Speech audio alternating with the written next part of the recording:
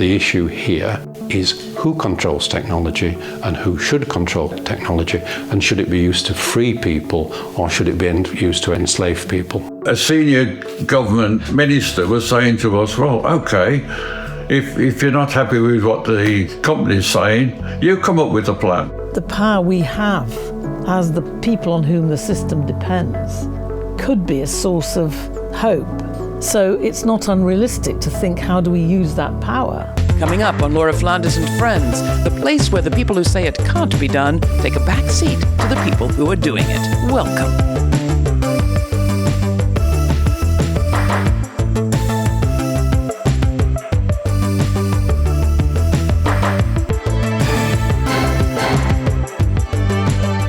Prodded by fear of both Russian aggression and American abandonment, NATO allies, such as the United Kingdom, have recently agreed to increase military spending so as to devote 5% of their total economic output towards the military over the next decade.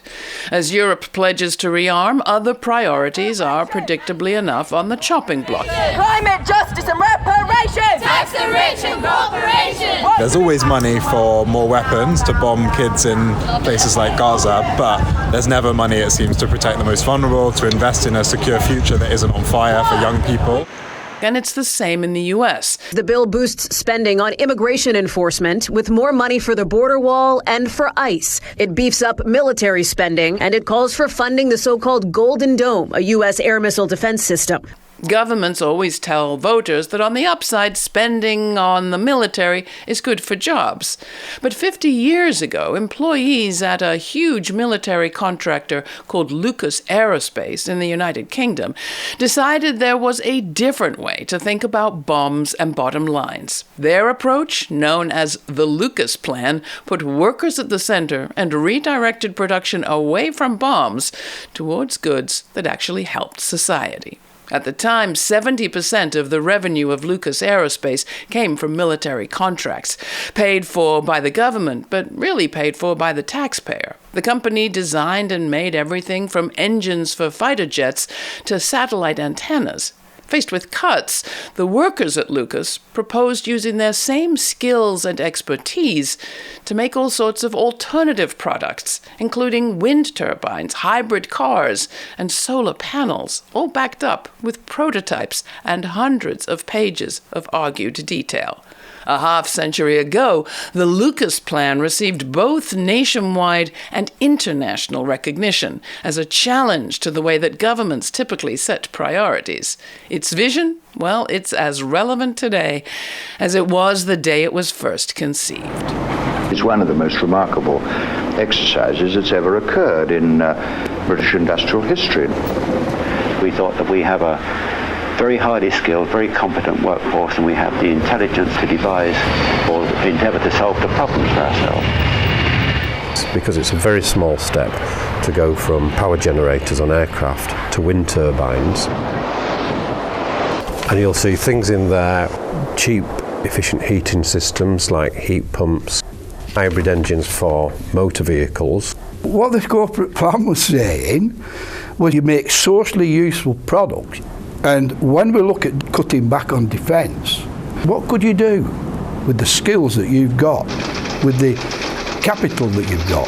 What could you make if you weren't making that? Skills, capital, an engaged and talented workforce making socially useful products instead of military hardware? Well, we wanted to learn more, so we went to the UK. Not so far from Parliament, we came to the Mayday Reading Rooms, a left-wing library and archive that contains all the original papers of the Lucas Plan project. Up stone stairs in an old building on Fleet Street, it was quite a place. And that's where we met up with Kem Rogaley from Commonwealth to ask him more about the situation that people find themselves in the UK today. Rogaley is the author of a 2024 report called A Lucas Plan for the 21st Century. We've got cuts in the rest of the economy. So we've seen cuts to welfare, cuts to the aid budget. They're talking about cuts to green infrastructure spending. And that's really shocking to me, because actually, when you think about Britain's security, one of the bigger security threats that we face is that we don't have a real sustainable supply of energy. And when you look at defence spending and you compare it to other areas of public spending, I think this is key. And there's evidence from both the US context and from the European context on this, compared to investment in public services, investment in environmental protections, investment in solar energy, investment in wind energy. Defence spending produces fewer jobs and less economic benefit than any of those other areas. So really what we're talking about is a poor economic choice that's being made to posture and kind of look like a big military power in a world that's growing increasingly unstable. Now, it's not the first time we've heard these kind of arguments or that people have felt these kinds of fears on the continent. Let's look back to the 1970s. What was that environment like? How different? How much the same? And what can you tell us about the conditions in which the Lucas plan arose? It was a moment of global insecurity. You know, Britain had been this major imperial power, and it was really kind of facing up to its transition away from that. So you had the workers at Lucas Aerospace specifically facing the fact that their companies were being kind of folded into these bigger multinational firms, that jobs were being cut because, and I think this is the key for the moment we're in now, when you debate the kind of investment in a new weapon system or new piece of military equipment, over time what you see is that governments fall back on these arguments on jobs. It's very hard to persuade people that that's rational or that that's necessary or even realistic for a country like Britain. So instead they say this is going to be good for you, this is going to be, it's going to give you a good job, you're going to have fulfillment working in a missile factory or something like that. And I think what really kind of sticks out to me about the Lucas plan is that through their organising, and not necessarily, you know, starting out with a deliberate idea of doing this, they really kind of pulled apart that jobs argument.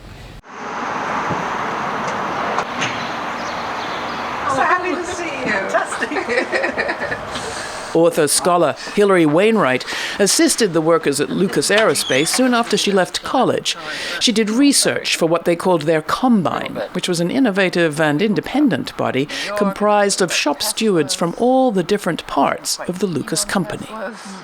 You got involved with the Lucas Aerospace workers when you were pretty young. Do you remember how it happened and what those days felt like in the early 70s? Yes, I mean, I was a very radical socialist as a result of being involved in the movements around 68 and the Vietnam War. I also always believed, I suppose influenced by Marxism, that the working class had the capacity, the knowledge, not only to resist, but to create an alternative economy, you know, so that their involvement was key. And how to achieve that was a question of strategy, but also just day-to-day practice. The unions nationally, the big bureaucracies, were not adequate to deal with these companies. Neither were, you know, shop stewards committees in any one particular factory. They needed to come together across the company and develop a strategy for confronting the company. So they basically not employed me, but they took me on as a volunteer to kind of go around the factories and find out the different conditions, the different problems, and then I'd write it up and present it to the next Combine committee. And then there was an organisation, a very impressive organisation that's maybe relevant to today, which brought together these shop stewards committees across, not just across engineering, but across the whole economy. And then eventually, as redundancies and closures hit, the question became, how do we respond? And the Lucas workers were the ones that had the alternative, a plan. Mass layoffs and benefit cuts don't have to be the only response to times like these. 50 years ago, workers at Lucas Aerospace gathered here at Wortley Hall in Northern England to come up with an alternative plan. They called it the Lucas Plan, and it put workers at the centre. Among those who gathered here that day were Brian Salisbury and Philip Asquith. We, as a Combine, looked at potential solutions for defending our members' jobs, because 70% of the work of Lucas Aerospace were military contracts, paid for by the government, but really paid for by the taxpayer. There were job losses right, left and centre, and none of the solutions to us seemed to match our situation. Trade unionists were campaigning for the retention of existing product lines that nobody really needed, and all of the struggles that were going on, none of them seemed relevant to us. So we wrote to the Secretary of State for Industry in the Labour government, one Tony Benn. We met with him as a combine, and Ben said, defence cancellations have a long lead time. You have lots of skills. Why don't you draw up an alternative corporate plan to the companies and don't ignore intermediate technologies? So that was the first time that Ben had ever met trade unionists without national unions to referee and controllers, and also without civil servants. It never happened again. We were faced with the fact that a senior government minister was saying to us, well, OK, if you're not happy with what the company's saying, you come up with a plan. So that was a challenge to us in a way.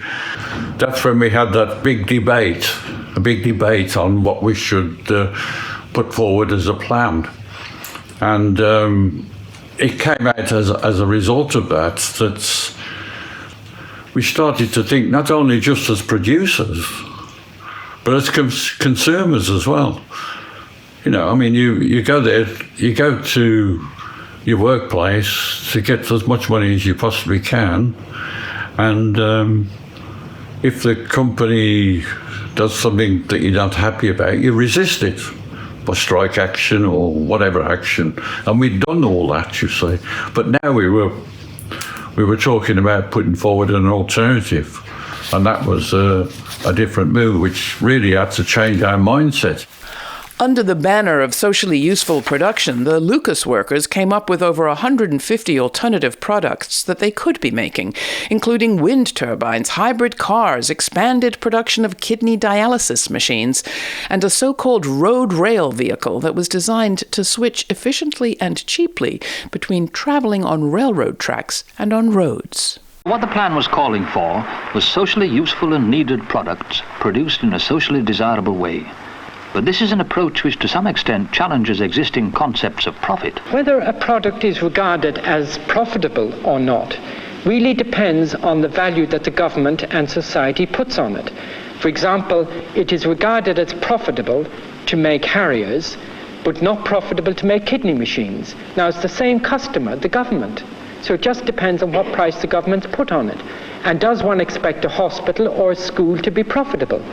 Alternative energy sources were a natural thing to look towards, because we took the point of view, if there's no longer a requirement for international security to have the weapons, then we ought to make something that improves the quality of lives of ordinary people rather than detracts from the quality or even kills them. So alternative energy was natural, and if you read the plan, you will see in there, and bear in mind this is in 1975, the year before its launch, you will see we advocate the building of wind turbines, which the company described as somewhat in the brown bread and sandals realm. We were talking about heat pumps. They now being promoted as being the answer to some of the environmental problems. Hybrid cars. Which manufacturer don't produce hybrid cars? Also solar energy, electric car technology, you name it. We were invited abroad. I went to Sweden twice. I went to Germany. And then after I'd left Lucas Aerospace, I went to America. So it was received well. And it's still being received well. Well, wasn't it received well by Lucas Aerospace? Well, Lucas Aerospace wouldn't accept it, would they? They wouldn't accept it because we were a direct challenge to them. Naturally, the national officials of each union had their vested interests, so they didn't like it. The company didn't like the strength of the combine. So interestingly, the supposedly left Labour government had a vested interest with the company, had a vested interest with the national officials to defeat the combine. And at the end of the day, that's what they did. We were defeated by our own. All these years later, Kem Rogaley has been giving the Lucas plan a second look. I produced a new report called A Lucas Plan for the 21st Century, and the report was based on interviews with some of the former Lucas Aerospace stewards, but also interviews with present-day workers in the military industry. And basically the idea of the report was to look at the nature of the military budget, what it actually supports in Britain, whether it's to do with national defence or to do with the projection of global power, and to think of what the benefits could be of approaching that realistically, appraising where we need production for defence, which we do need, of course, and where production can be converted to address other issues like the climate crisis. And what was really interesting is that through speaking to workers, I basically came to this sense of how normal conversion is, how normal it is as an industrial practice, that obviously you retool sites when you need to, when there are other needs. And these are sites that rely on government money. So it's actually the government that can decide that they can retool them if they want to. I argue that that should be done under public ownership to keep as many benefits from production for the public as possible, rather than letting it go to the shareholders of these private companies and the massive profits that we know that they're making. Through meeting Brian and Phil, through speaking to workers in today's military industry and interviewing them about their experiences, I think I found out that there were a lot of myths around the military sector, around how much people really want to work in that sector. Because when you start to make challenges to, say, arms exports that are going to countries like Saudi Arabia or Israel being used in wars in Yemen and Palestine, you get told, well, there's nothing we can do about that because of the jobs. And actually, I think through this process of researching the Lucas Plan, I've kind of found that argument doesn't stack up. The great thing about the Lucas Plan and listening to the shop stewards was that they went beyond protesting what was to really imagining what might be. And they remind me constantly to think of what we're not doing because we're doing this. And their priority that they mentioned over and over was addressing climate. Absolutely, absolutely. And I think actually just reflecting on this present moment in Britain and Europe and in the US is really insightful to think of that Lucas Plan alternative, because what we already have in Britain specifically and in the US are large military industries supported by government spending, which the government directs what is produced, and the government could direct alternatives, keeping obviously what is essential for national defence, for actually defending the nation, but identifying where production can be shifted. And I think that that's really a hopeful alternative to offer, that workers have the power to offer, especially when we're looking around at an economy where the government's cutting spending in other areas, where it doesn't feel like we can really address climate change. And actually we have this industry that's already there, money that's already on the table, and the potential to redivert it to make our economy actually more resilient, make our country more secure, because we're facing up to what genuinely threatens us, which is the climate crisis most of all. How important would you say, Luke, this experience with the Lucas Aerospace workers was to you personally? Well, I think for me personally, it was kind of both a vindication of my belief that change comes from, to use a phrase, the bottom up, the power of workers and working people without official state power or money. And that their collective strength and their collective capacity, their shared knowledge is fundamental. So one of the most important things that's influenced me, which I, in a way, is also brought out by the women's movement, is the importance of what we would call tacit knowledge, knowledge that isn't codified in books or documents or programs, but is tacit, is implicit. So in the case of the women's movement, the way that we would share experiences through consciousness raising groups, and out of those consciousness raising groups, which could be seen as gossip, but reflective gossip, would come amazing policies that were really rooted in our needs and our knowledge of our needs. And similarly, the Lucas Plan, in a way, it came out of that tacit knowledge, that knowledge which is built into skill, sometimes things we do but cannot tell. So that sort of knowledge which was tapped by the plan, and that's why the plan had an emphasis on producing things. So it actually produced, examples of the products, prototypes, rather than just lots of verbiage. The other thing that you emphasize in the very beginning of your book is that fear of war, of mass unemployment, of instability can sometimes feel overwhelming. And particularly I think in the US right now, people feel that they're up against extraordinary power with extraordinary money at a time of geopolitical change globally and a lot of instability at home. And I think they feel pretty powerless. So there's something about the Lucas plan to me that at least gives you a certain amount of courage. But maybe it's unrealistic. What's realistic is a lot to do with what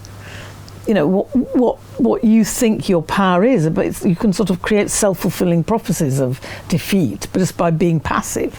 And actually, I think the Lucas plan and the women's movement both showed that you have power because there's so many features of the system that you hate that depend on your complicity with the arms industry or high carbon production.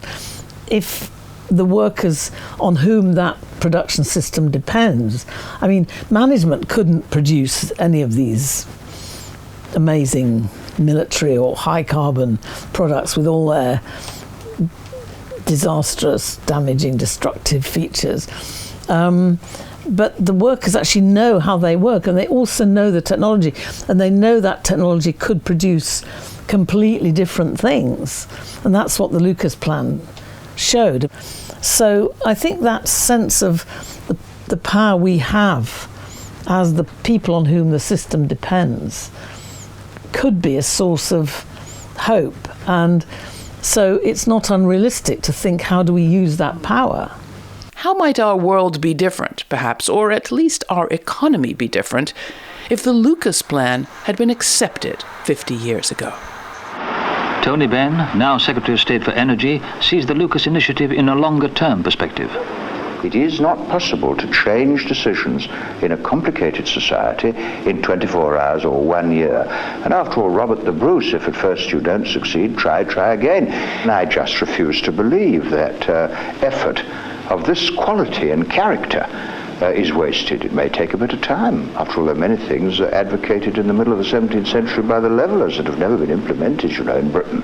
So you've got to take a proper perspective. If the government and the company had agreed to implement the Lucas plan, it would be a radical reorganisation of the production process to actually make life in the factory more productive.